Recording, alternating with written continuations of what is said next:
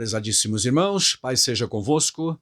Mais uma vez é meu prazer te convidar para estudarmos a Palavra de Deus. Durante este trimestre todo, nós temos estudado o tema geral, a supremacia das Escrituras. Chegamos à lição número 13. Neste final de semana encerraremos, portanto, estes estudos, e aqui vai o nosso pequena contribuição, subsídio para alguns que nos acompanham, e aliás, se for útil para você, poderá inclusive compartilhar com alguém. Será um prazer grande para todos nós e aquele que vai também tomar conhecimento desta pequena ajuda.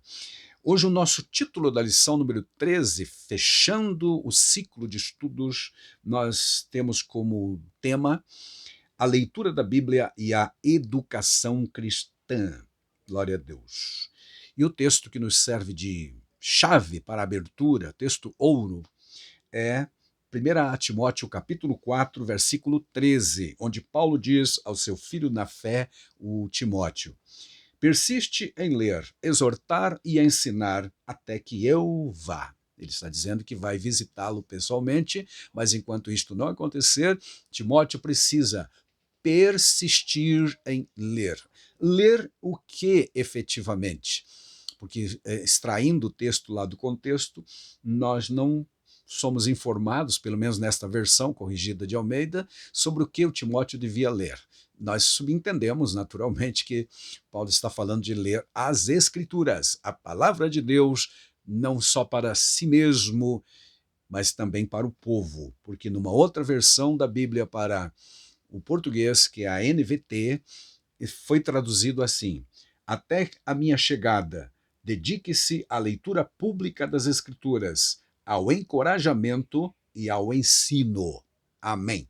Portanto, aqui ficou mais claro que realmente o que o Timóteo devia ler eram as Escrituras. Há muita gente lendo coisas hoje que não edificam, apenas entretem, mas a leitura da Bíblia Sagrada não é para puro entretenimento só, ou enlevo apenas emocional, mas para edificação. Por conta disso, o Paulo vai dizer para ele: leia, exorte e ensine até que eu vá. Ou seja, pratique essas competências, vamos dizer assim, enquanto eu estou ausente, porque eu estou indo para lá. Você sabe que era tudo tão difícil para fazerem viagens naquele tempo e chegar até fisicamente onde queriam, e o Paulo queria visitar a igreja que o Timóteo pastoreava, que possivelmente, segundo os historiadores, era a igreja de Éfeso, da grande cidade de Éfeso. Amados, a leitura e o estudo da Bíblia fortalecem a fé e a comunhão com Deus. É uma grande premissa básica de todo o cristianismo. Antigamente nós tínhamos um corinho infantil que enfatizava, e ainda é cantado, aliás, que fala sobre ler a Bíblia e fazer oração. O segredo para crescer, dizia e diz a letra deste cântico em nossas igrejas.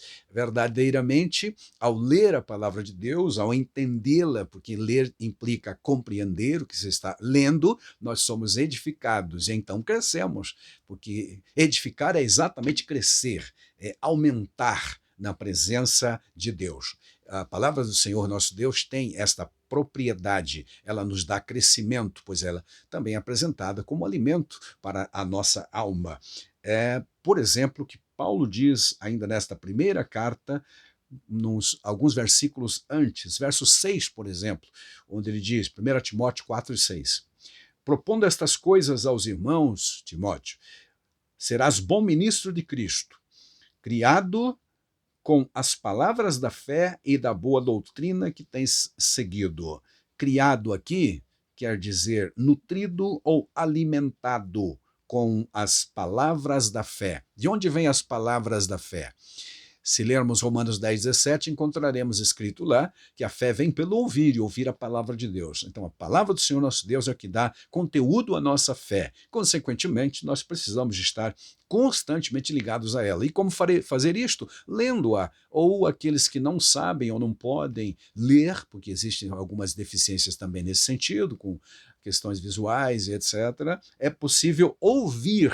E então, alguém vai ler em benefício de outro, e da mesma forma a pessoa será edificada. Em Apocalipse 1 e 3 está escrito que são bem-aventurados aqueles que leem, os que ouvem e os que praticam a palavra do Senhor. Portanto, há sim muitas bênçãos para aqueles que leem a palavra de Deus. Mas Paulo continua dizendo: rejeita as fábulas, os mitos profanos e de velhas, e exercita-te a ti mesmo na piedade. A palavra piedade é devoção. Porque o exercício corporal para pouco aproveita, mas a piedade para tudo é proveitosa, tanto para esta vida quanto para outra. Ele diz aqui a promessa, né, da vida presente e da vida no porvir. Benefícios que virão a respeito ou resultante de uma vida de piedade, tanto para esta vida quanto também para a vida eterna na glória. Esta palavra, diz ele, é fiel e digna de toda aceitação, porque para isto trabalhamos e lutamos, pois esperamos no Deus vivo, que é o Salvador de todos os homens, principalmente os que têm fé, ou seja, os fiéis. Manda estas coisas, diz ele, ou seja, persiste nisso, continua, manda, orienta estas coisas e ensina-as, esmiúce as coisas, né? Ensinar é exatamente isso, faça o povo pensar a respeito dessas coisas. Ninguém despreza a tua mocidade, mas você tem um compromisso, Timóteo, de ser fiel na palavra, no trato, no amor, no espírito, na fé e na pureza, diz ele no verso 12.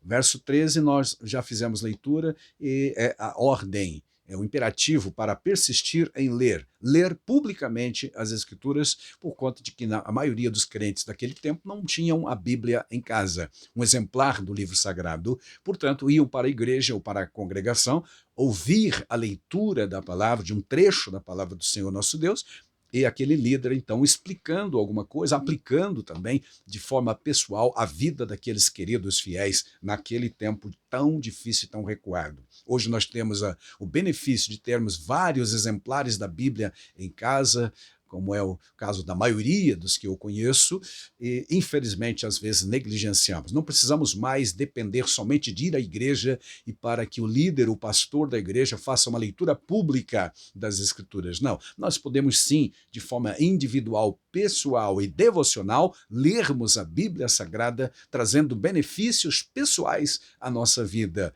Aleluia. E que assim seja, porque a palavra do Senhor nosso Deus é, entre outras coisas, alimento para a nossa alma. E para crescer e edificar, nós precisamos da palavra de Deus.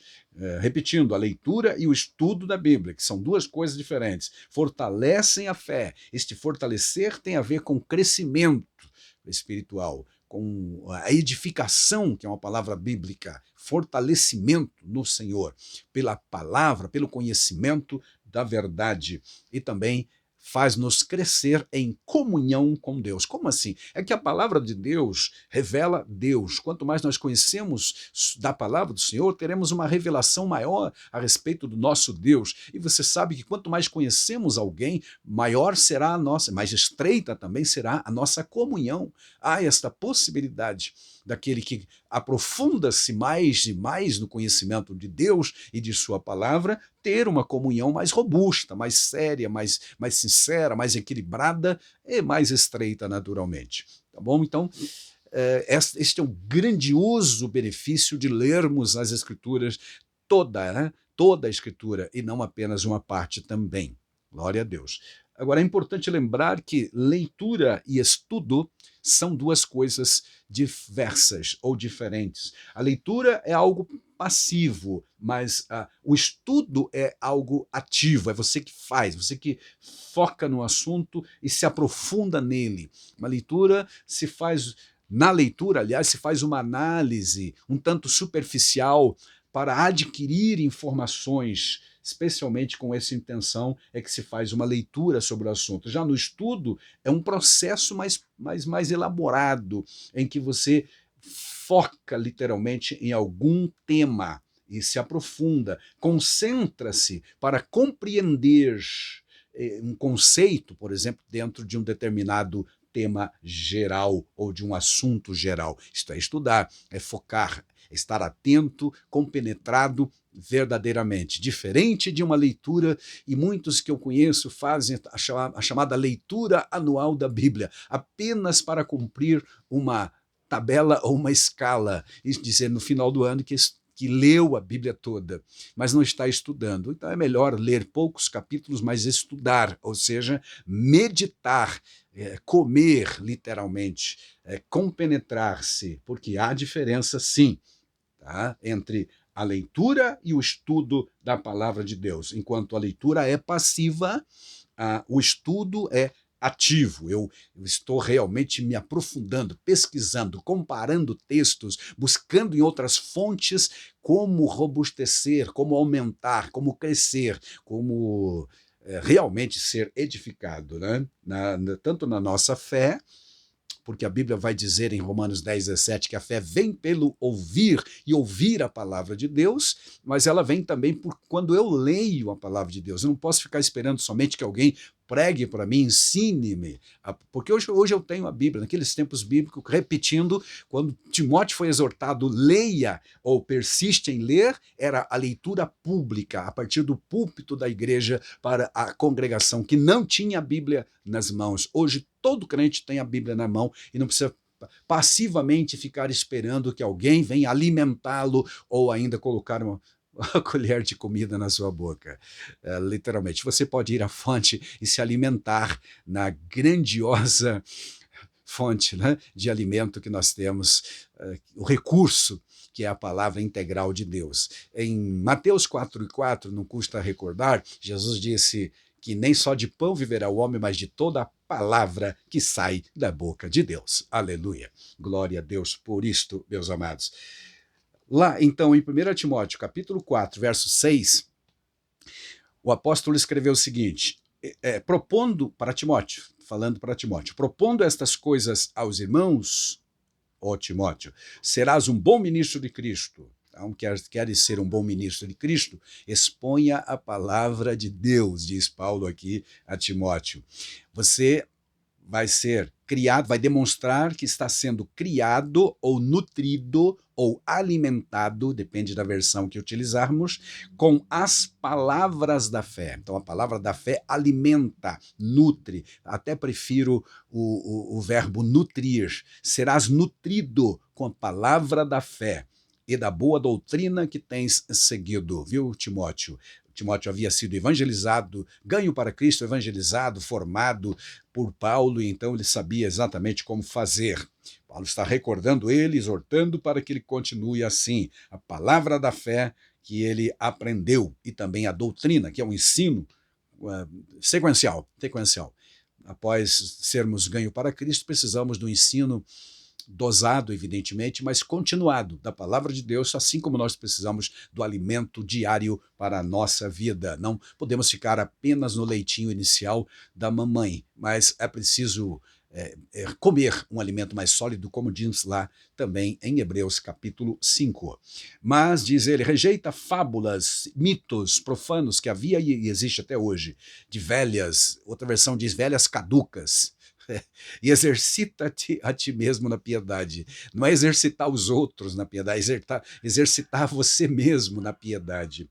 E no verso seguinte ele vai dizer que o exercício corporal não é de todo desprezível. Diz ele, o exercício corporal para alguma coisa ou para pouca coisa aproveita, mas a piedade para tudo é proveitosa, tendo a promessa da vida presente, física, quanto também da promessa da vida eterna. Glória a Deus. Então, o que é a piedade? Piedade é a devoção individual, seria o nosso culto a Deus, não o culto congregacional, mas a nossa atitude pessoal diante de Deus em espírito e verdade, como disse Jesus para a samaritana, é o nosso devocional pessoal diante de Deus. Isto vai ter um valor eternal, não só para esta vida, quando alimentamos nosso espírito, mas também para a eternidade. Diz ele ainda, esta palavra é fiel e digna de toda aceitação, porque para isto trabalhamos e lutamos, pois esperamos no Deus vivo, o Salvador de todos os homens,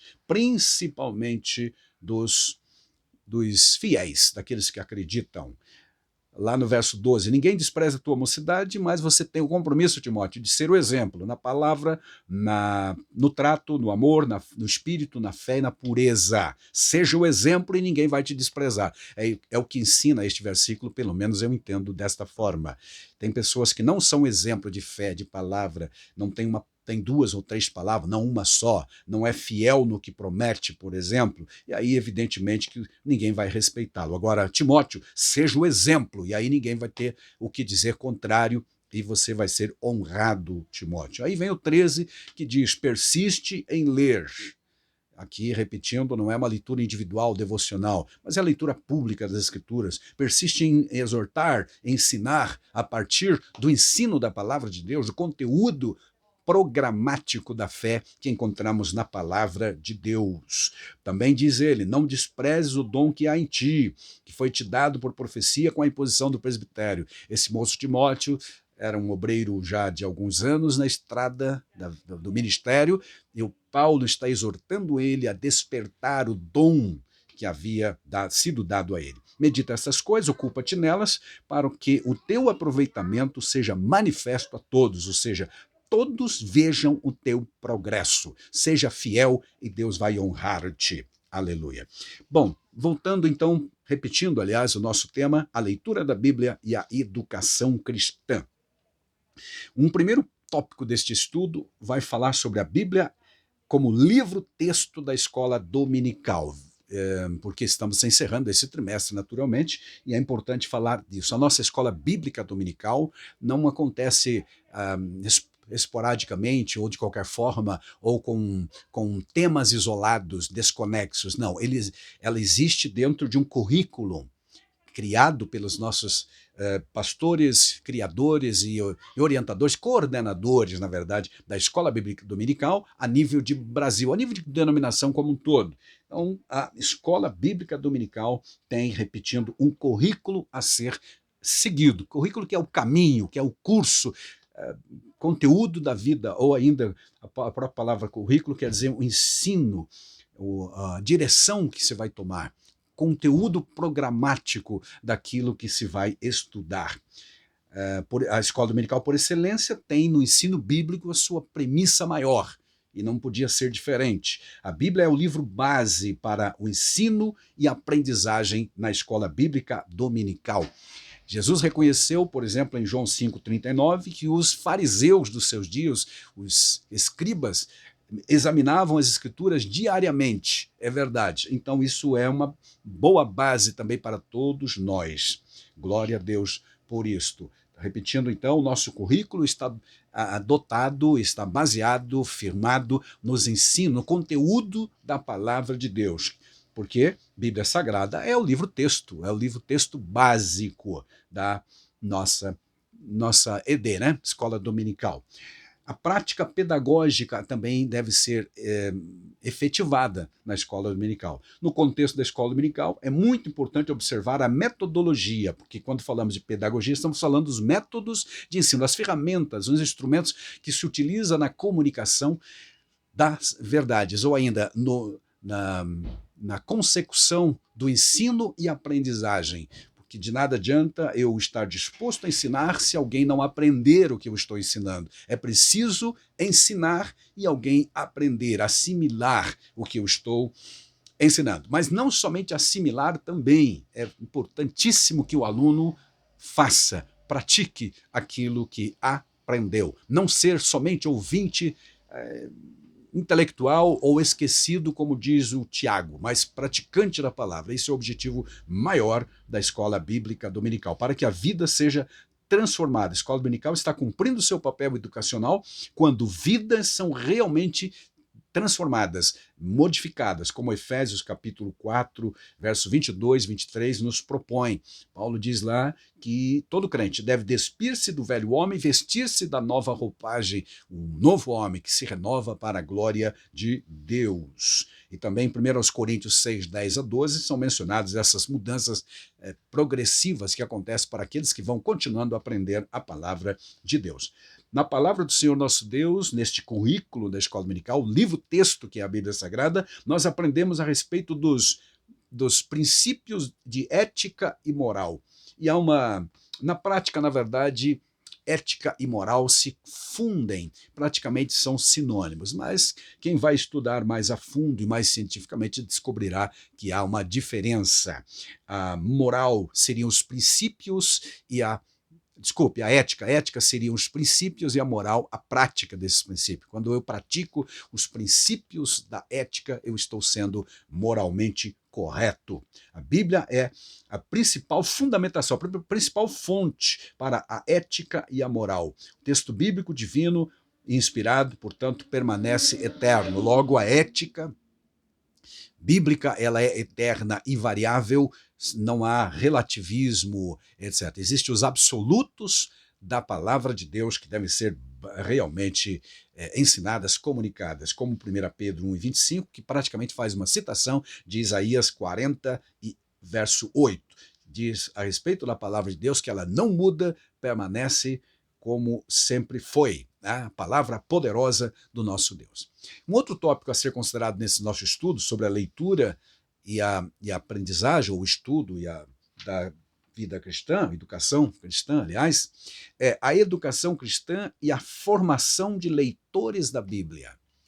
Será que é preciso investir em leitores da Bíblia? Era de esperar que todos aqueles que amam a Cristo amassem também a sua palavra e lessem a Bíblia Sagrada diariamente, porque é um alimento para a sua alma e para a sua fé. Mas nos tempos que vivemos está comprovado que nem todos os crentes realmente leem a Bíblia como devia ser, ou com tanto entusiasmo e interesse como deviam fazer.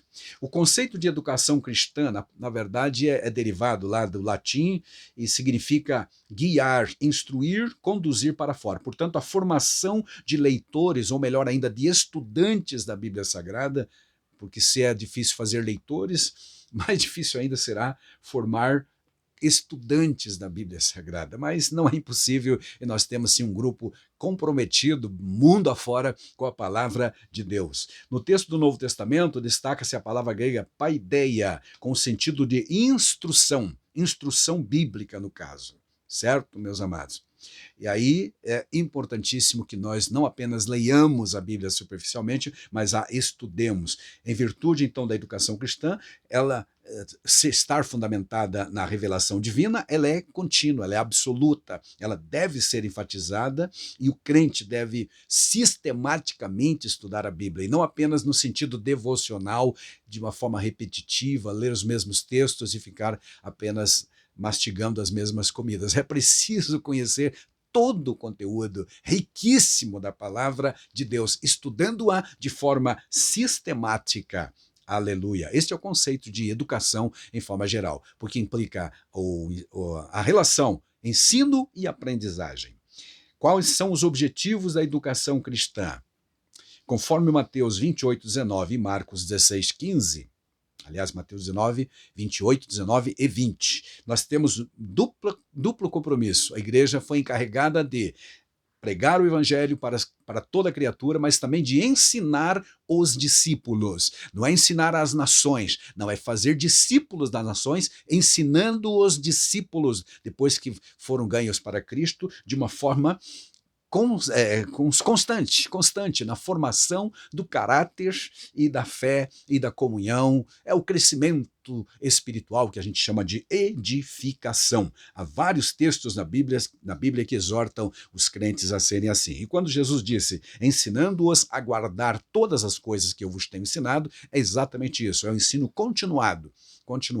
Não é apenas discipular originalmente ou falar sobre as básicas doutrinas da fé para que o pecador se converta. Mas mesmo depois de convertido, ele precisa ser doutrinado, aí não mais discipulado no sentido básico, mas doutrina mais aprofundada constantemente, aí até o final da sua existência ou a volta de Cristo. É preciso continuar estudando. Aqui podemos lembrar de Oséias 6:3, onde o povo declarou, conheçamos e prossigamos em conhecer ao Senhor. Esta profundidade, este interesse cada vez maior, esta espiral profunda de aumentando no conhecimento mais próximo, mais e mais do nosso Deus. Porque quanto mais conhecermos, melhor teremos comunhão com Ele, entenderemos melhor o que Ele deseja para as nossas vidas.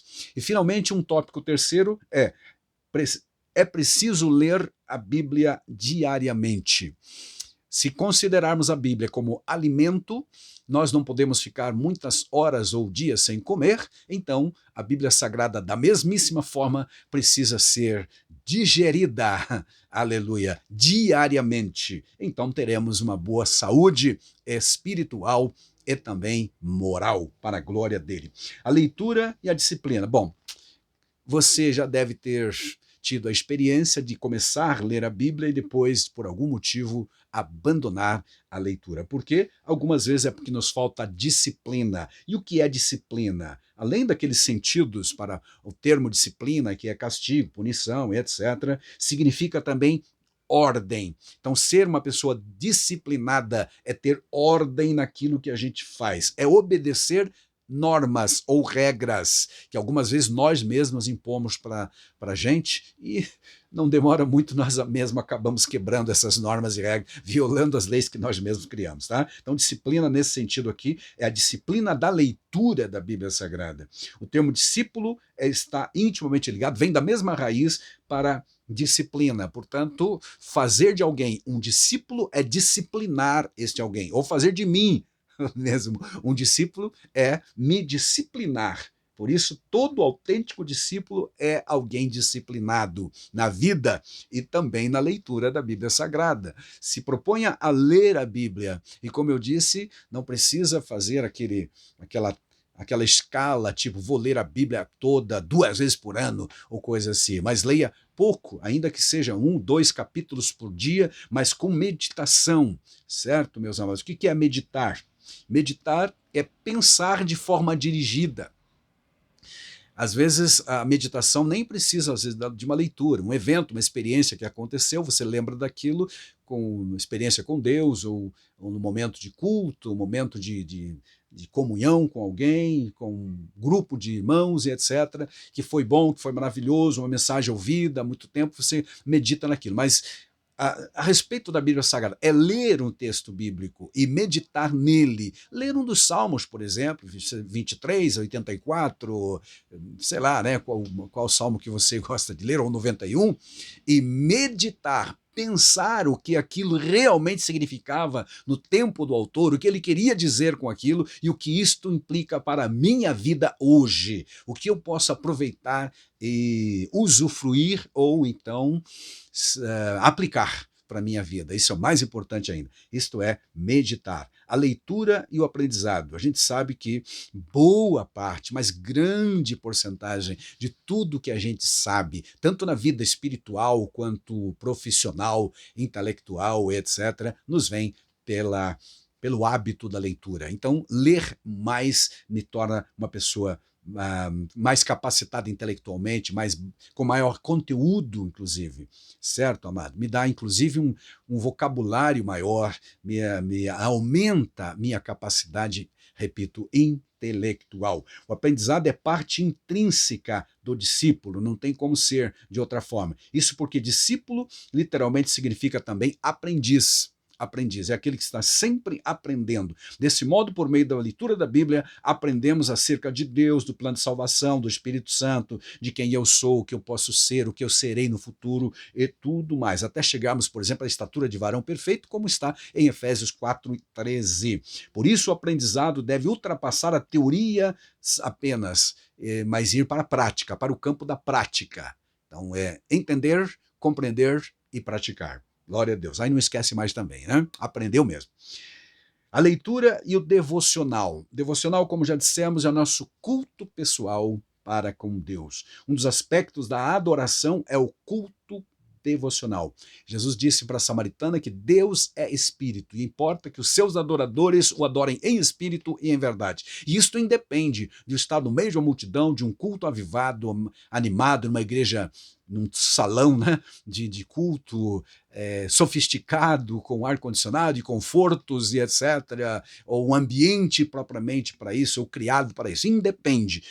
Culto devocional ou atitude devocional é esta atitude piedosa do meu espírito ligado diretamente com o Espírito de Deus. Não se refere, portanto, ao culto público, quando falamos de devoção, mas de cada um, como diz o Salmo 84:7, cada um deles comparece perante Jeová.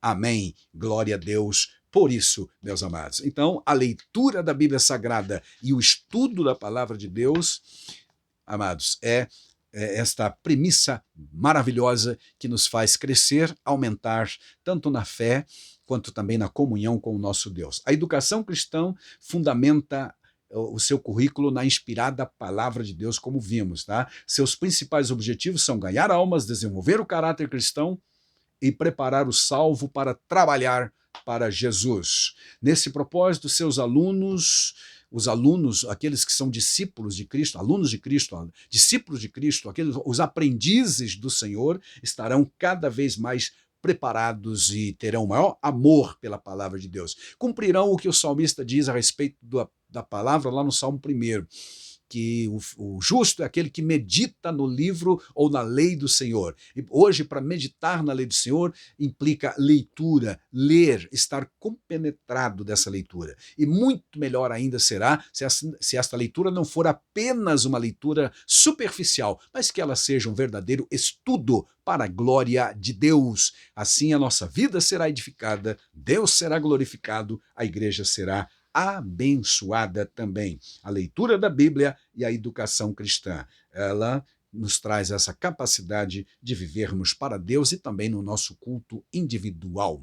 Que Deus em Cristo nos abençoe poderosamente e até uma próxima ocasião, quando falaremos de um outro assunto, dentro de um outro tema para o segundo trimestre já de 2022. Fique com Deus e amém.